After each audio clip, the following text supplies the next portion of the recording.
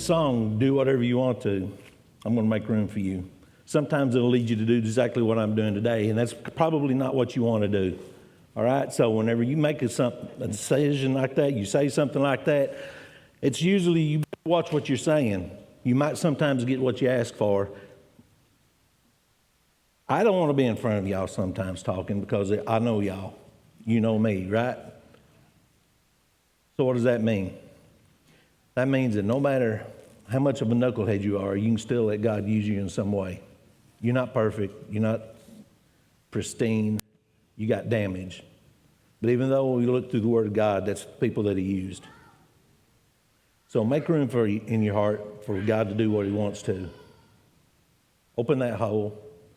Ask Him to come in. Leave yourself open to it. And make room for Him. Next thing I want to talk about is just, whenever you go to doing a sermon, or I don't really call this a sermon because I don't know what you want to call it. I'm just teaching with you. But when you do this and you start studying, and today is God's promises, it kind of reflects on you. You can't do something like this without looking back at yourself and wondering, I'm fixing to talk about this. I've failed this. I'm thinking about the promises God's given.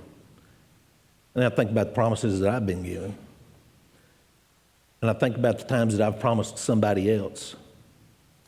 When you do that, you better know what you're doing because I'm promising you that I'm going to do something. And as I was doing this, I was looking back over the times of every time I failed that promise. Every time I told somebody I was going to do something, and then I didn't.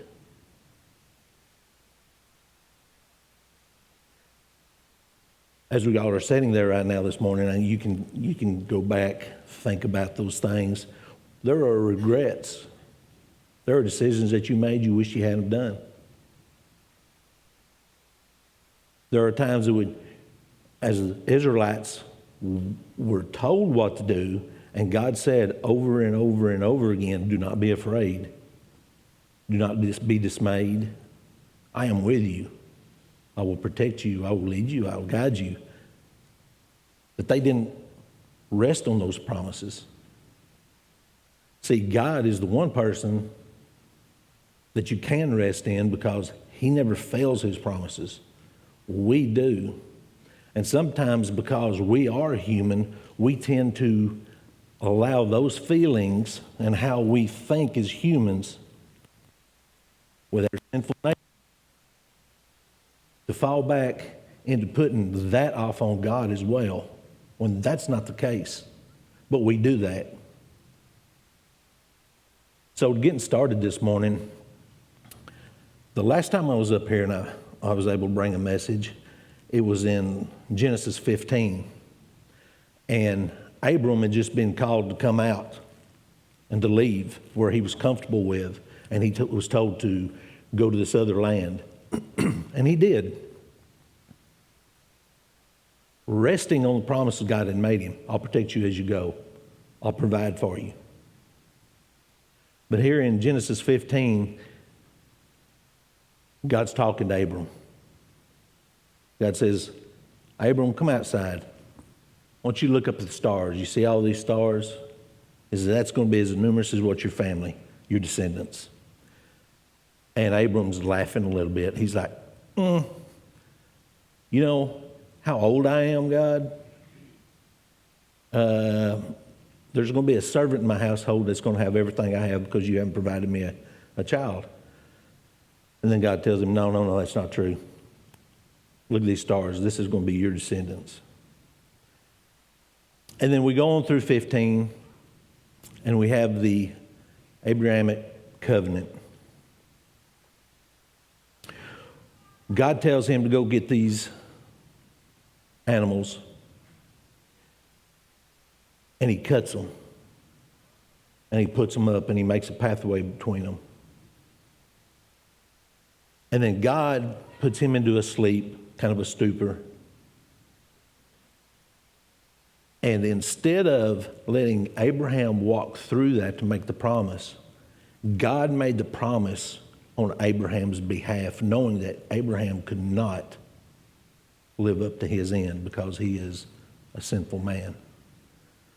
So God made the promise to himself, with himself, and he walked that covenant. Okay, that's really important for you to know, because later on in life,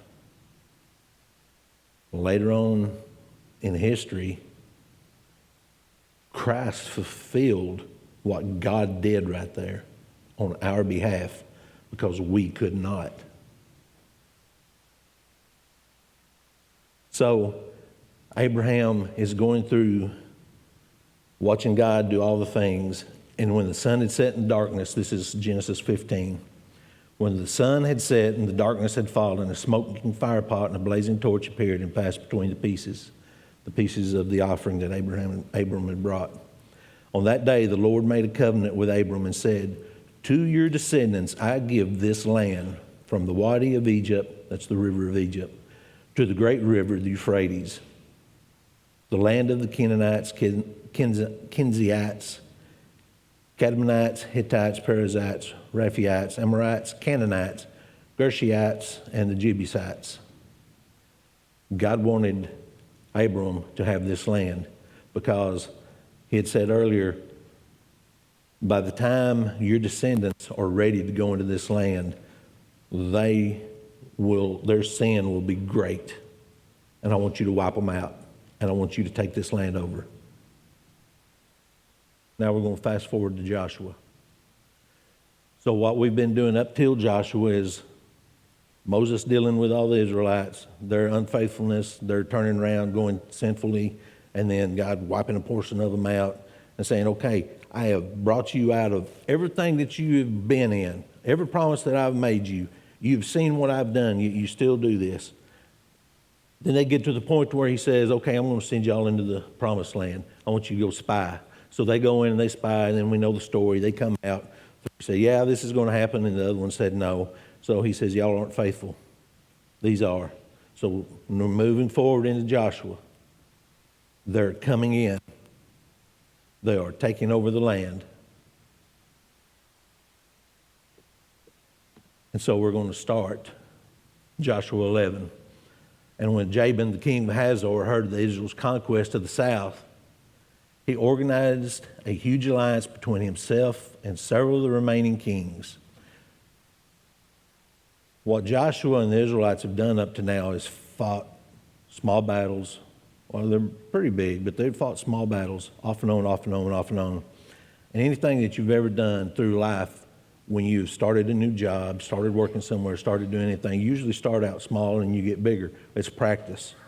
So they're really practicing with all these other little places that they are going in and taking over. Well, the king of Hazor is the king over here. He's a big deal.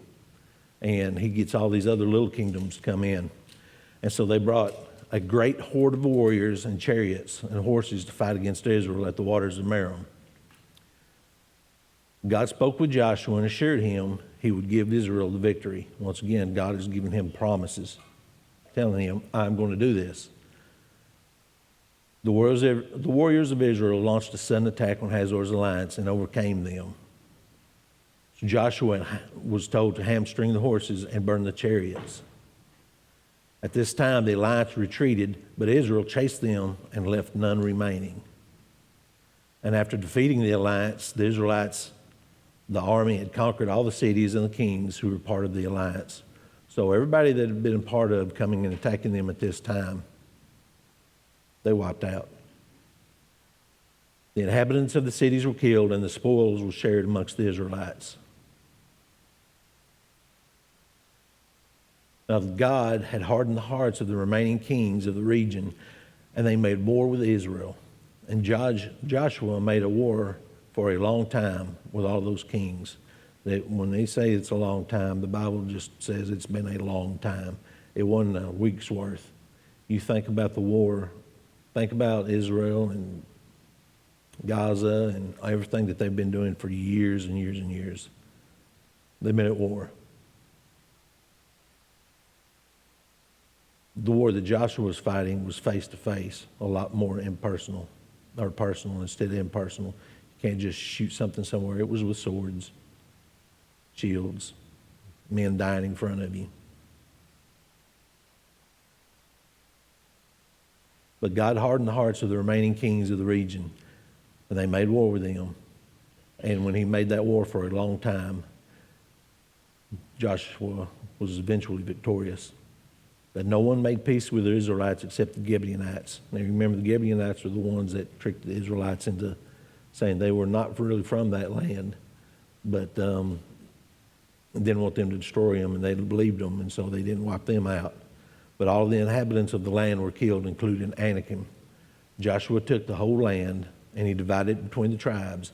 This is, again, keeping with the promises that God made the Israelites.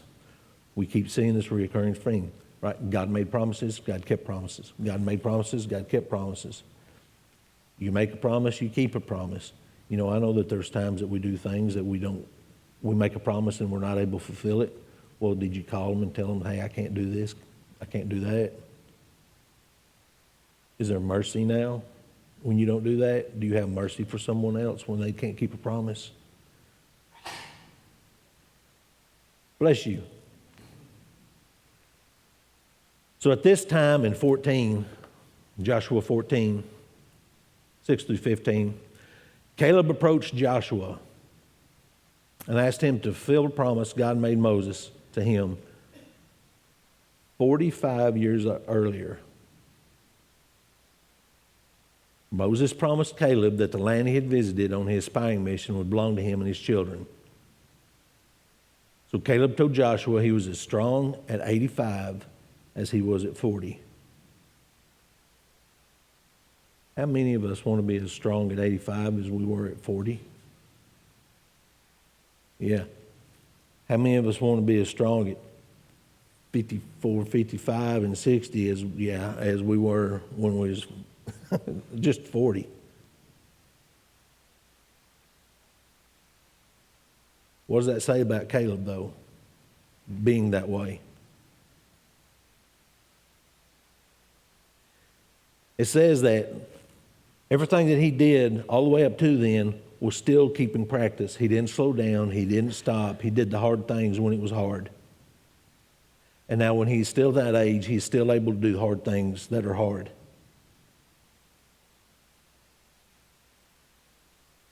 So Caleb did tell Joshua he was as strong as 85 as he was at 40, and he asked Joshua to give him the allotment to the hill country where the Anakim lived. The Anakim, you remember, are giants. Goliath was not the only giant in the Bible. This was a whole tribe of giants. So Anakim were strong people who lived in the great fortified cities. Now Caleb, remember he's 85 now, Caleb believed the Lord would help him overcome Anakim. Why did Caleb believe that? This group of Israelites that had come in, remember the other ones that had been disbelieving in God, that whole group passed away. This group understood and saw when God said something, he meant something. He understood it. He believed it. Caleb is still standing on that promise and the promise that Moses had made him. So Caleb believed the Lord would help him overcome the Anakim. So Joshua granted Caleb's request and gave him Hebron. Hebron was formerly named Kiriath Arba. Arba was the greatest man among the Anakim giants. He was the big man.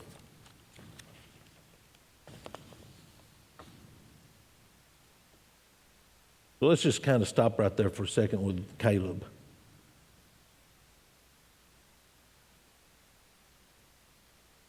Let's talk about retirement for a minute later in life. Make a plan to be ambitious in the Lord's service in your older years. Find fulfillment in Him. You do have so much more to offer. The younger you, like the Israelites, were learning the lessons of life. Who in here over 40 can raise your hand and say, or even to 20 as some of us, say, I have lived a rough life. I have had bad things happen to me. Have you had bad things happen to you? Raise your hand. Somebody in here hasn't? There's some of you who haven't had stuff. Okay, so we've had stuff happen to us, and what has that done? Hi.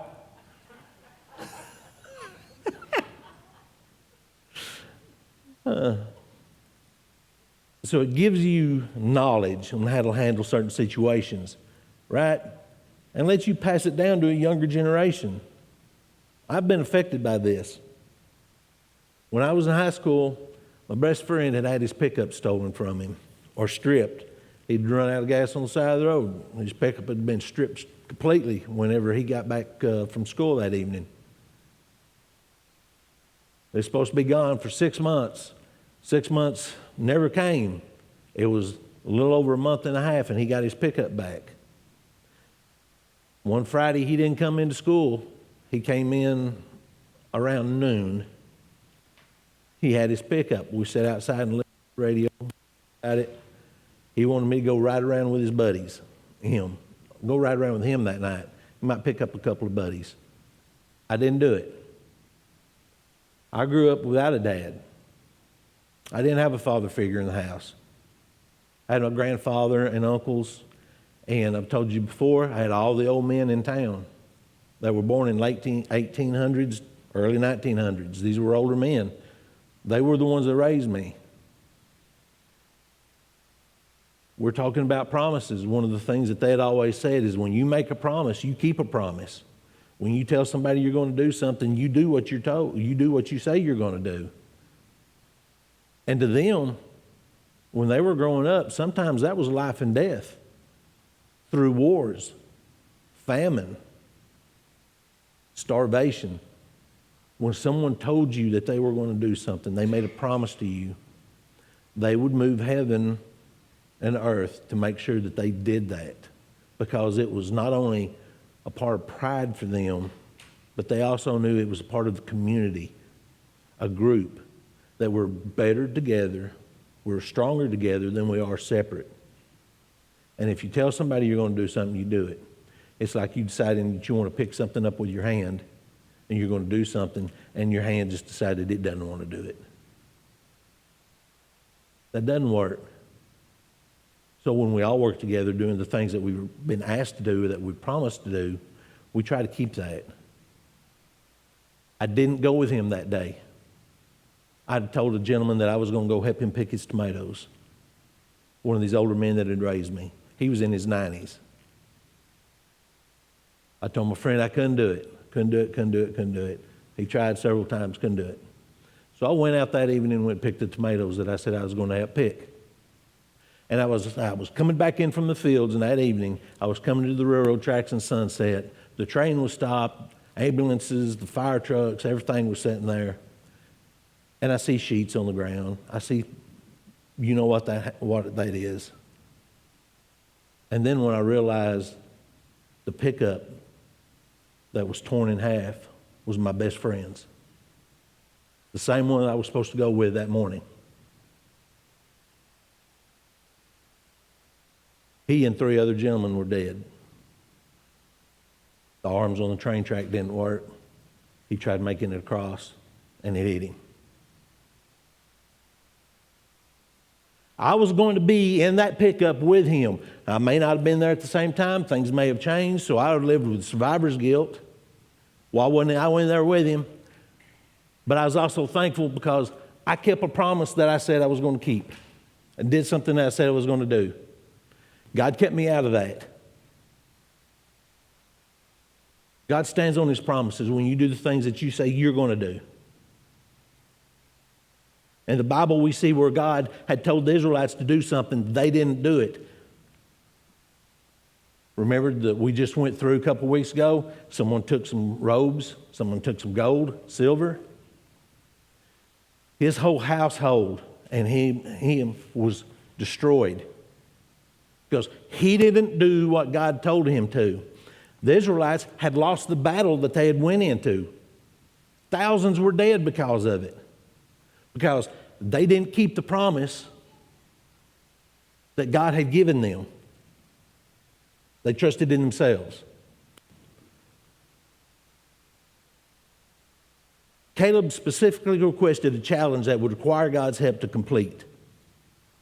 He was going after the giants because he was made a promise. He wasn't interested in a life of ease. He wanted to see God's power at work in his later years, the way he saw it working in his younger years. So if the Lord lets us grow old, are we going to choose a life of ease that doesn't require the power of God, or are we going to choose a life of faith that longs to see God's power working through us in the last years that we get on earth? Are you going to pass your knowledge? Are you going to pass the things that you've went through, your experiences, on to someone else to let them see how when you come across adversity, this is the way I handled it. These are the things that I did. This is how I made it through this. You have that opportunity. You have been run through the refiner's fire to purify the gold that you are, that God has made you into. And every time that you went through that fire, he scraped the dross off the top of it. Every time he heated you up again, there was a little bit more taken off the top. Farmers know that, when you prune things, it makes the fruit grow better. When you take off dead limbs, dead fruit, it makes the rest of the plant grow. God runs us through that. God allows us to do that. God lets us go through things that will bring him closer to him and lean on his promises than doing it on our own. And now after you've done that, you have the ability to pass that on to someone else. So I would challenge you, if you are in your later years, if you are looking for things to do, it's great to go places and do things. I'm not saying don't do that. I'm saying that when you do have the opportunity to further God, he has given you a wealth of opportunity, a wealth of knowledge to pass that along. There's nothing too menial. If it's how to sharpen a pencil better, let somebody know. They may be using a knife and it breaking on them every time. Right? Show them how to do something better. Show them how to mow better. Show them how to love your wife better. Show them how to keep your promises.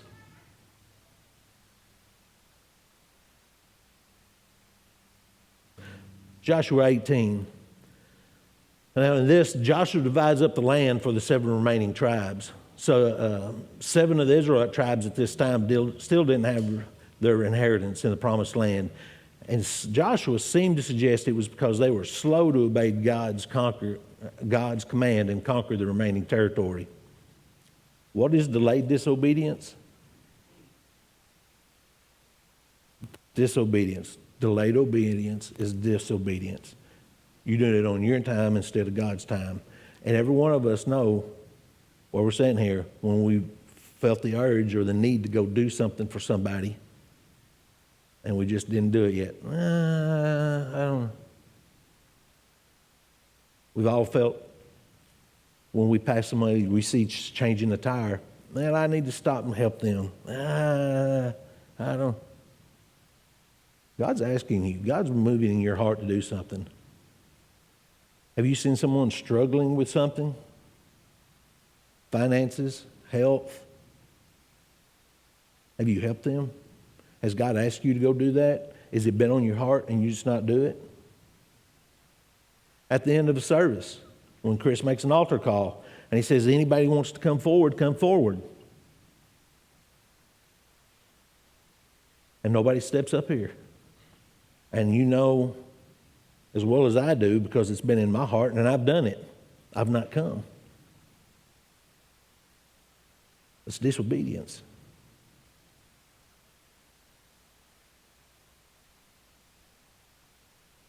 So in 18, Joshua tells them to send 3 men from each tribe to inspect the remaining land and write up a description of it. And when they finished, they brought these descriptions to Joshua at Shiloh, and he divided the land up by casting lots. In verses 11 through 28, he described the borders of the land of Benjamin receiving within the promised land a few notable cities, mainly Jericho and Jerusalem.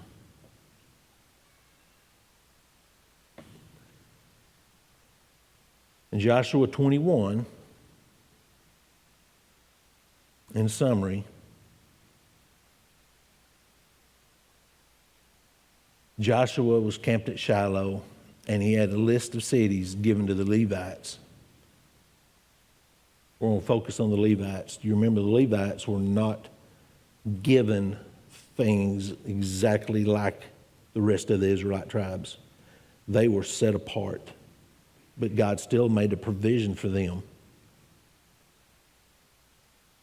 In this is a list of cities given to the Levites. The Levites didn't receive a land inheritance like other tribes. Instead, they were given a selection of cities within the territories of other tribes. The Levites approached Joshua and asked him to fulfill the promise made to them by Moses and to give them the cities to live in within the promised land. And this is the list of the cities the Levites received. The family of Aaron received 13 cities out of the lands of Judah, Simon, and Benjamin. The family of Kohath received 10 cities out of the land of Ephraim, Dan, and Manasseh. See, that's another thing. I expect a preacher to be able to know things. Me, I can't say half of these words, and I know some of y'all are right there with me. I need to take, please, I know. Don't look at me with them condescending eyes. No, I've just given her, she corrects my grammar. So, the family of Gershon received 13 cities out of the land of Ishkar, Asher, Naphtali, and Manasseh. The family of Merari received 12 cities out of the land of Reuben, Gad, and Zebulun.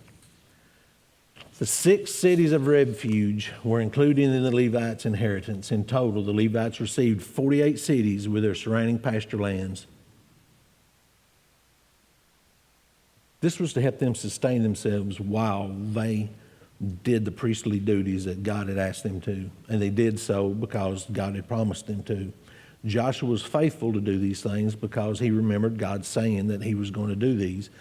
And Moses had promised them, and so they kept their promise. And this is the sum of it all.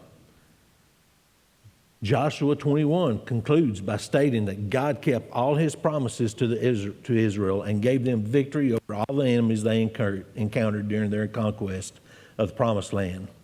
We started with Abram and the covenant God made and was fulfilled except for the promised seed. That would be what God done. That would be what God does with Christ later on. So what did God do for the Israelites? He brought them into a land before starvation hit. You remember the seven years of feast and then the 7 years of famine? He saved them. Then we went into slavery. Then we were brought out of slavery. We were made rich while they were leaving their slavery. God kept them safe through the Passover. God kept the army away from them. God went before them day and night. God split the Red Sea. God gave them manna from heaven. God did everything over and over and over and over and over and over again. They saw it. And then still they turned their back and refused to do the things that God had said. God punished them for it, allowed them to go through aches, hardships. And then when they turned back to God, he blessed them. But the Israelites, all through this, are knuckleheads, right? You see them turning their back even though they just saw what had been done. Do we do that? Is it in our heart to do the same thing? Even though God tells us to do one thing, we do another? Sometimes it's without thinking, sometimes it's deliberate. Do we believe the promises God had given us? Do you live on those? Do you put your faith in that? Do you put life and death decisions of who you are, who we are, our family in God's hands, and then believe that what He says is true?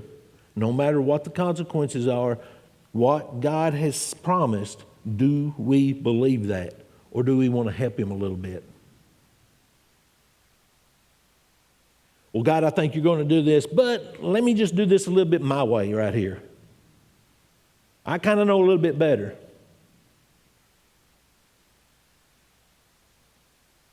God has given us a road map, the kind that's not on your phone and she tells you where to go. It's the old fold-out kind that you have to lay on the desk and you get to follow it. He's laid the map out for us. He did all the groundwork. He did everything up to the point that Christ came,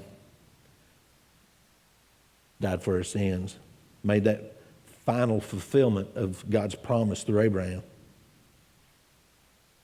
And He's continuing to do afterwards. He's laid it out for us. We're there. The song that she had sang earlier, man, that's awesome. It's perfect. Make a spot for Him. He's made you a promise. Are you going to rest on that promise? Are you going to believe Him? Through God, all things are possible. His way, not ours.